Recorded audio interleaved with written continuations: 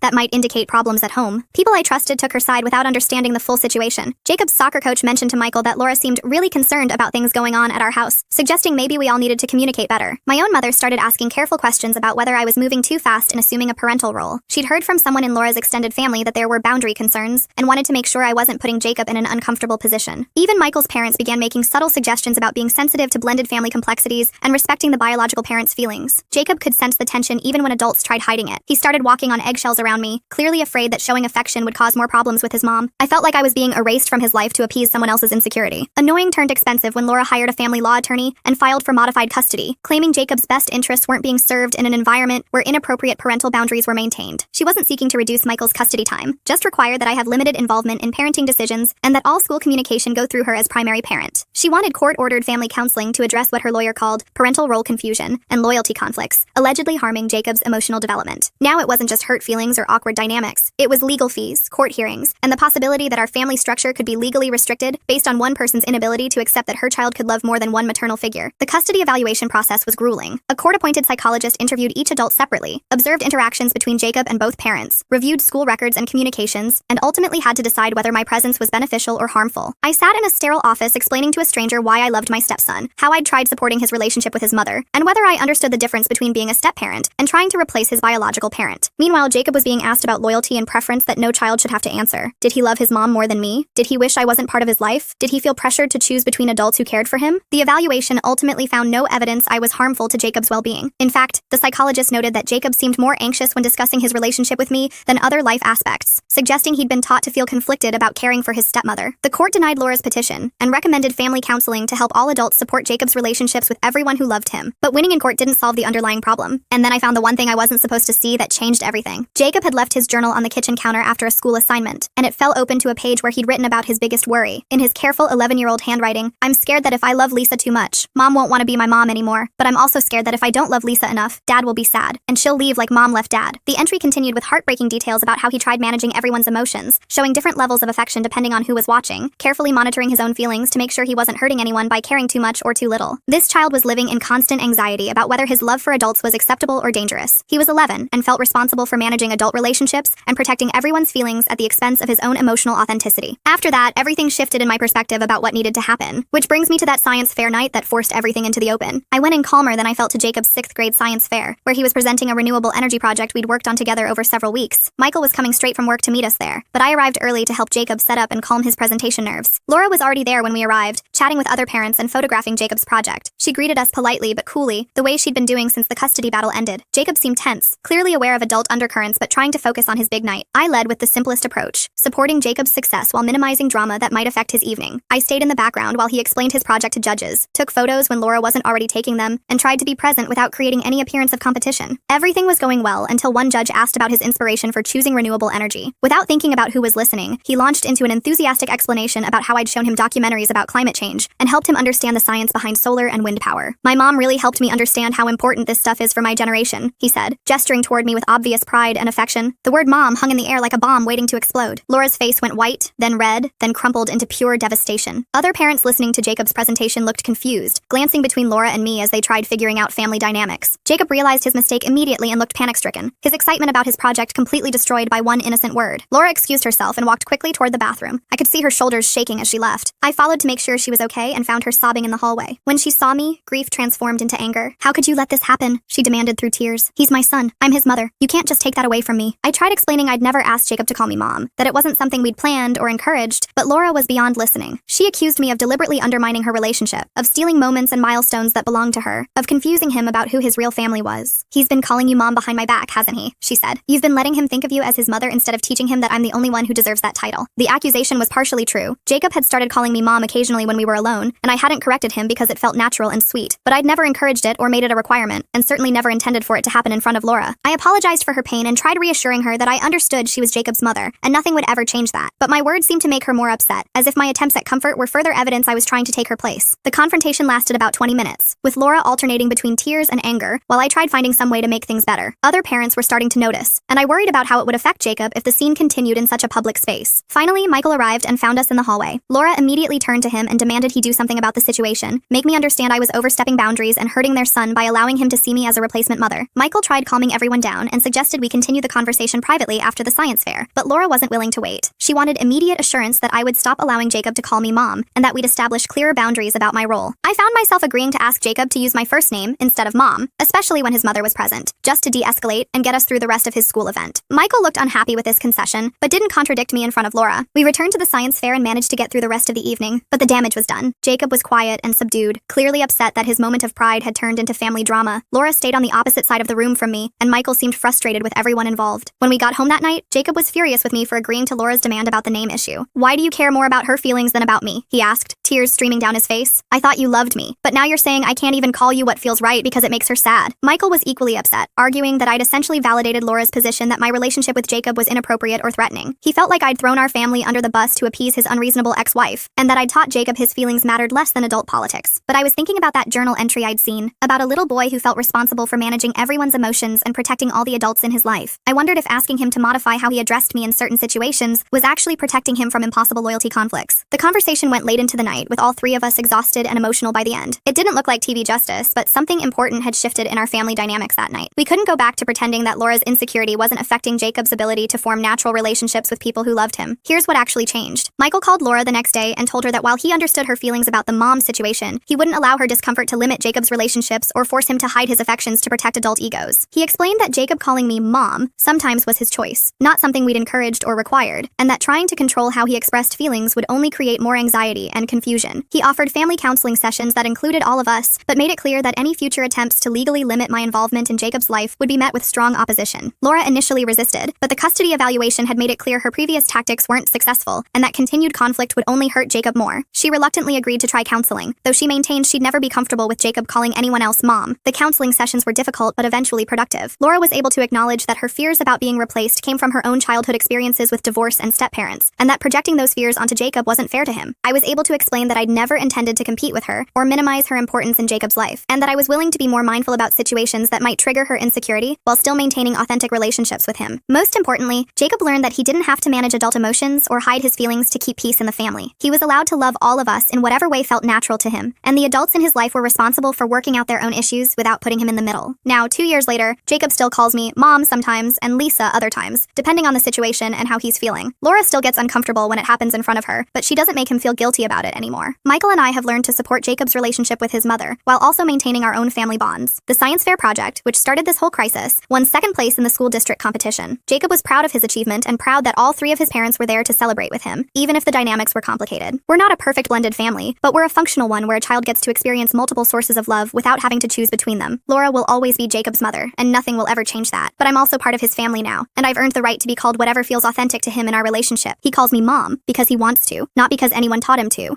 Thanks for watching. Don't forget to subscribe, like, and drop your favorite part in the comments. See you in the next one.